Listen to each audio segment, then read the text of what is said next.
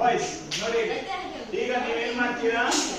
ಈಗ ಆ ಕೈ ಅಣ್ಣ ನೀರನ್ನ ಹಾಕ್ತಾನೆ, ಆ ನೀರ್ ಮೂಲಕ ನಿಮ್ಮ ಕೈಯನ್ನ ಪಾಸ್ ಮಾಡ್ಬೇಕು. ಪಾಸ್ ಆಗುತ್ತಾ? ಅರ್ಥ ಇದೆಯಾ? ಸರಿ, ಪಾಸ್ ಆಯ್ತಾ? ಪಾಸ್ ಆಯ್ತಲ್ಲ? ಅರ್ಥ ಇದೆಯಲ್ಲ? ಓಕೆ, ಇಟ್ಗೆ ತಗೊಂಬನ್ನಿ ಸರ್, ಇಟ್ಗೆ ತಗೊಂಬನ್ನಿ. ಈಗ ನನಗೆ ಇಟ್ಗೆ ಮೂಲಕ ನೀವು ಕೈ ಪಾಸ್ ಮಾಡಿ ತೋರಿಸು.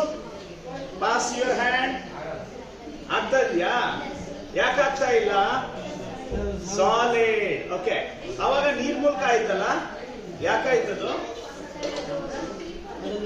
ಅದು ಲಿಕ್ವಿಡ್. ಓಕೆ, ಹಾ, ಯಾಕೆ ಹೇಳಿ? ಡೌಟ್ ಏನ್ ಡೌಟ್ ಇದೆ? ಹೌದು, ಬಟ್ಟೆನ ಸುಟ್ಟಾಗ್ತದೆ. ಅದು ಹೈಲಿ ವೊಲಟೈಲ್, ಅದರಲ್ಲಿ ಹೈಡ್ರೋಕಾರ್ಬನ್ ಇದೆ, ಅದು ಬೆಂಕಿ ಹತ್ಕೊಳ್ಳುವ ಗುಣವನ್ನು ಹೊಂದಿರುತ್ತೆ. Highly volatile. ಓಕೆ, ಅದು ಈಸಿಯಾಗಿ ಬೆಂಕಿ ಕ್ಯಾಚ್ ಆಗುತ್ತೆ.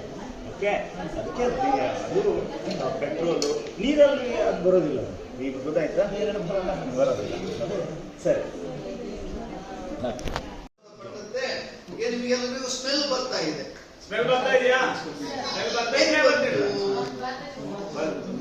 ಹೆಂಗ್ ಬಂತು ನಿಮ್ಗೆ? ಸ್ಮೆಲ್ ಹೆಂಗ್ ಬಂತು? ವಾಸನೆಯ ಕಣಗಳು ಗಾಳಿಯನ್ನ ಸೇರಿ ನಿಮ್ಮ ಹತ್ರ ಬಂದು, ಇದು ಡಿಫ್ಯೂಷನ್ ಅಂತ ಹೇಳ್ತೀವಿ. ಆಯ್ತಾ? ಕಾಳುಗಳನ್ನ ನೀರೊಳಗೆ ಹಾಕಿದಾಗ ಆಸ್ಮೋಸಿಸ್, ಅಭಿಸರಣೆ. ಒಂದು ವಿಸರಣೆ, ಇನ್ನೊಂದು ಅಭಿಸರಣೆ. ಸ್ಮೆಲ್ ಬಂದಿದ್ದು ವಿಸರಣೆಯ ಮೂಲಕ. ಆಯ್ತಾ? ಸ್ಮೆಲ್ ಬಂದಿದ್ದು ವಿಸರಣೆ. ಸಂದರ್ಭಗಳಲ್ಲಿ ನಮ್ಮ ಆರೋಗ್ಯಕ್ಕೆ ಸಂಬಂಧಪಟ್ಟದ್ದು ಕೂಡ ಹೌದು. ಆಯ್ತಾ? ಈಗ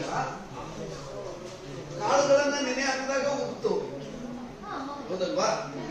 ಅದೇನೆ ಉಪ್ಪೊಳಗೆ ಹಾಕಿಲ್ಲ, ಮತ್ತೆ ಲಾಸ್ಟಲ್ಲಿ ಮಕ್ಕಳು ಕಾಣಿಸ್ಬೇಕಾಗುತ್ತೆ.